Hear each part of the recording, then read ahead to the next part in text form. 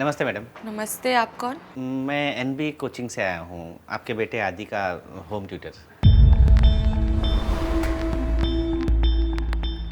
प्रिया, मैं call back करती हूँ अभी। तुम नितिन हो? जी मैम। आओ अंदर। एक मिनट, ये चप्पल आप बाहर उतार देना प्लीज, क्योंकि हम बाहर के स्लीपर्स ना घर में यूज नहीं करते हैं। So coming straight to the point, आप मेरे बेटे को पढ़ा पाएंगे? यस मैम, मैं एक एक्सपीरियंस टीचर हूँ और मैंने कई बच्चों को पढ़ाया है। मुझे नहीं लगता तुम पढ़ा पाओगे।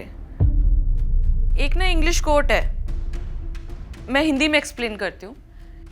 इंसान की पहचान ना उसके जूतों से होती है, और इंसान को पहचानने में ना मैं कभी चूक नहीं करती।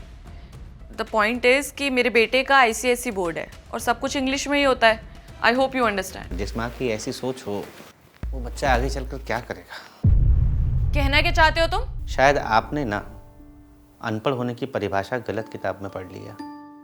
अनपढ़ वो नहीं होता जो गांव से होता है या गरीब होता है। शिक्षा पर सभी का समान अधिकार है, और जिसे जीवन में कुछ करना होता है ना, वो समाज और परिस्थितियों से हार नहीं मानता। आपने मुझे कहावत सुनाई ना, मैं भी आपको एक कहावत सुनाता हूँ। हिंदी में ही सुनिएगा।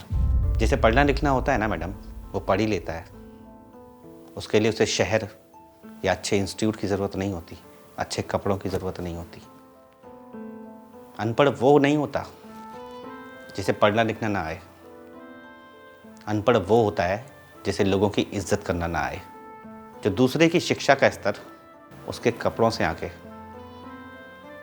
गांव वाले ऐसा नहीं करते मैडम, वो सबकी इज्जत करना जानते हैं। बाकी रही मेरी बात, 12th में मैंने स्टेट टॉप किया था। यूपीएससी का मेंस क्लियर कर चुका हूँ, इसीलिए एनबी कोचिंग ने मुझे हायर किया है। बस कुछ परिवार की ज़रूरतें हैं जिनके लिए ट्यूशन पढ़ाता हूँ, और जितना मुझे इस ट्यूशन की ज़रूरत है ना, उससे ज़्यादा आपके बच्चे को एक अच्छे टीचर की ज़रूरत है।